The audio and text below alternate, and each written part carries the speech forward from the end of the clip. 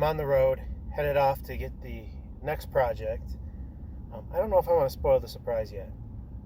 It's probably something you have no idea what it is. As my family likes to call it, it's a fake goose poop maker.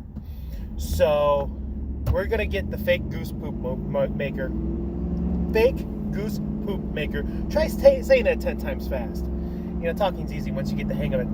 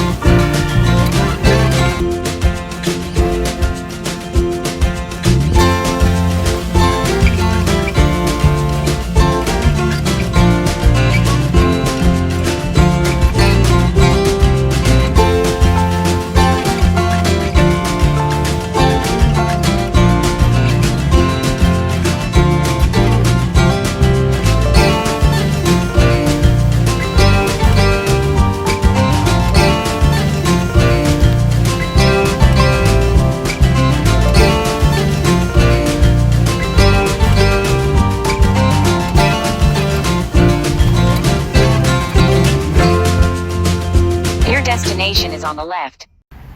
Alright, here we are. The giant goose poop maker, which is a lot bigger than I had anticipated it to be, is loaded up, ready on its way home. Actually doesn't look in too bad a shape. I don't see any parts flying off of it. Nothing's duct tape on it, which is very odd for me. But I mean, it's rough, it's old, but we'll get her going again. We've got the aerifier all loaded up, or the goose poop maker, whatever you'd like to call it. And we're on our way back home. I forgot to rattle the straps down and go and say that's not going anywhere, so hopefully that's not going anywhere. The big question is, we used a forklift to get it in here. The major question is how the heck am I going to get this thing out of here? So it should be a little easier to get it down than get it up. What I'm hoping for is just to be able to use some ramps to get it down. So, you know, I gotta get home. We'll figure it out then.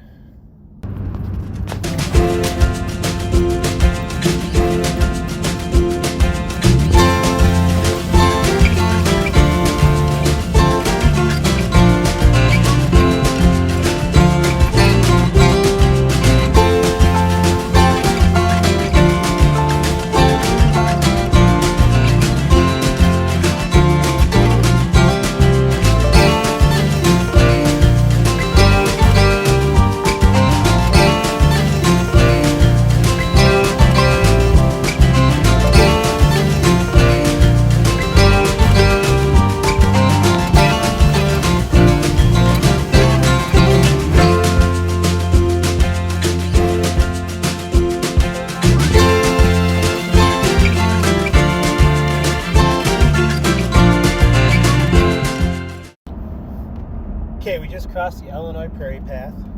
Fun fact, the Illinois Prairie Path was the very first rail trail ever created. Cyclists know the importance of a rail trail. It basically, because of the grade that trains need to go up on,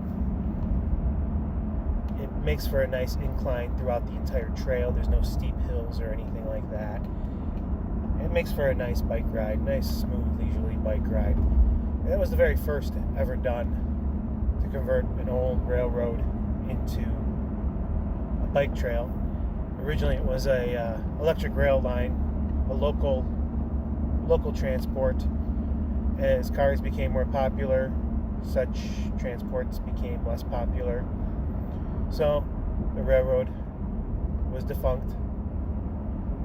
And now we're going over the rough railroad crossing. Fun thing is, this exact same railroad crossing. And it's in there! Woohoo! Yes!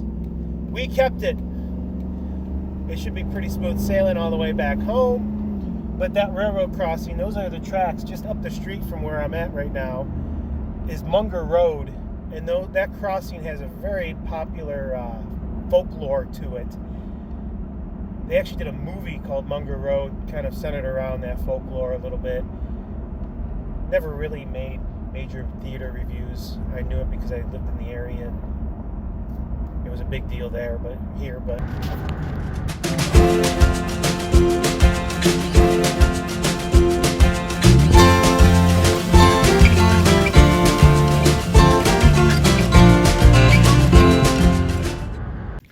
yep. That didn't go anywhere. Actually got lucky. It started swiveling back and forth as I was turning. But it held up good enough, I guess. It's home. We got the Ryan goose poop maker, as lay people like to call it, I guess. The professional term is a ground hole puncher. But we got it home. It's in the truck. Let's see if I can get it out without destroying it on the way down. This ought to be fun.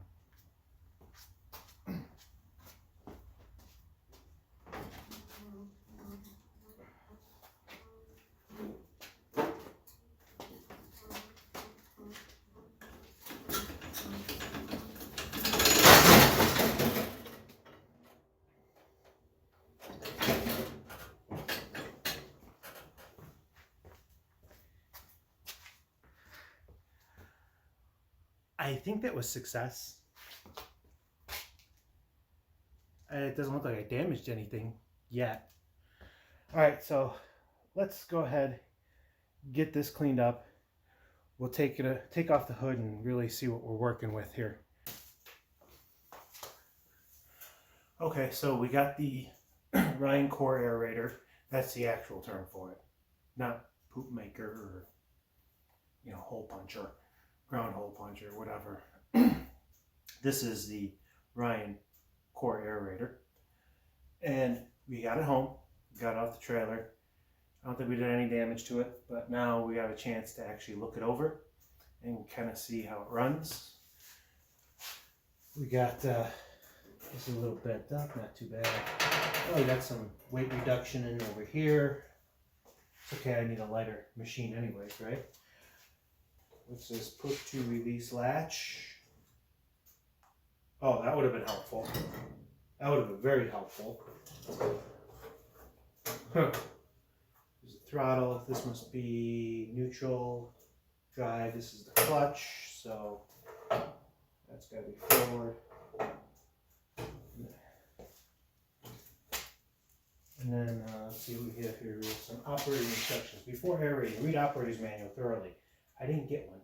Turn while aerating. It's not necessary to raise the unit to make turns. Oh, that's good, actually. So, let's pop this hood off. See what we got underneath.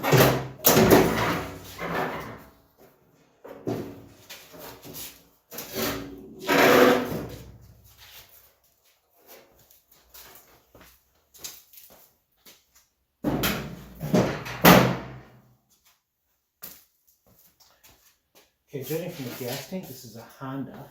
No, it's not. It's a Wisconsin, which is actually pretty good. So it's an older engine because they don't make Wisconsins, I don't think, anymore. Let's see if I can gas is fair. It's probably empty. Which should be a good thing, I guess. Grab a light and see if we can see down in there.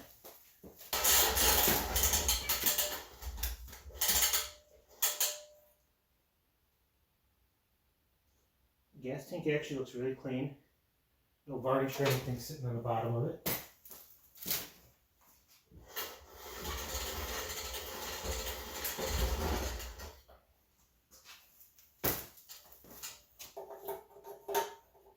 We have a broken on-off switch here. I don't know how broken that is.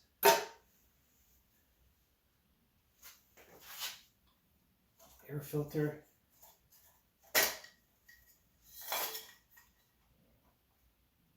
Foam filter.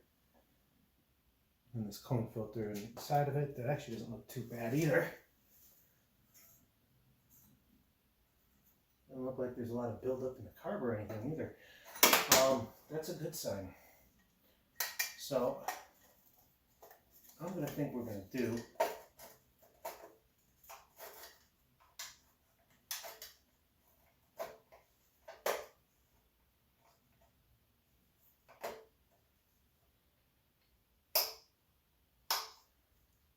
is put some gas in it. See if we can't get it to fire up.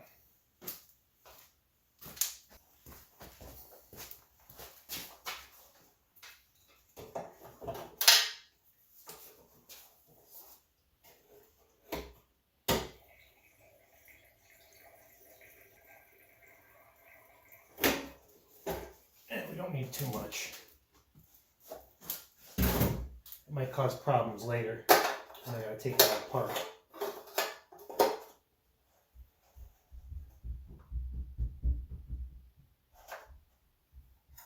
That's usually out. Oh, that's not in very good shape.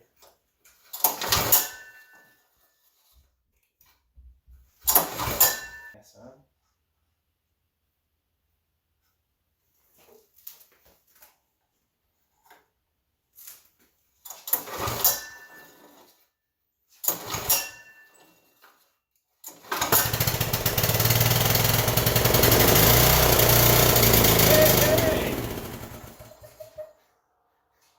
Well, that's a little promising at least.